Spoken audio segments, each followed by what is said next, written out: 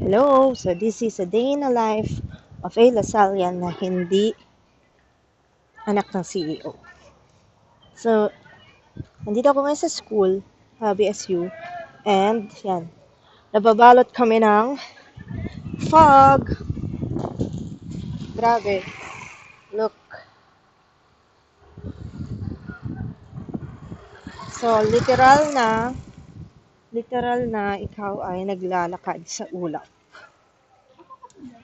Anyway, so galing akong clinic and kita ba? Ayan, magpapasa ako ng requirement sa clinic. This is our second week. Friday na naman bukas. Grabe, ang bilis ng araw. Friday na naman bukas. And third week na next week. Update. So, yung business na kinonceptualize namin, yung bagong brand, ano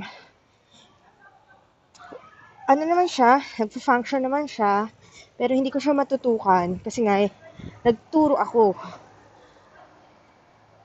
So, hopefully, pag natapos ko na lahat ng requirements ko, and natapos ko na yung mga advanced na PowerPoint, mga advanced na modules ng mga bata, ay matutukan ko na ulit yung bagong brand, yung bagong business.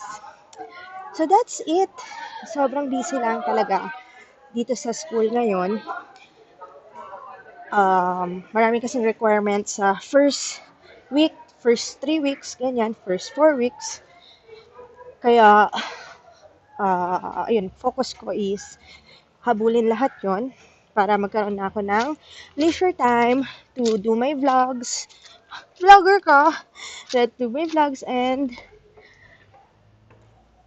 ayusin na yung business. So, yun lang. And, yep. Yan, fog.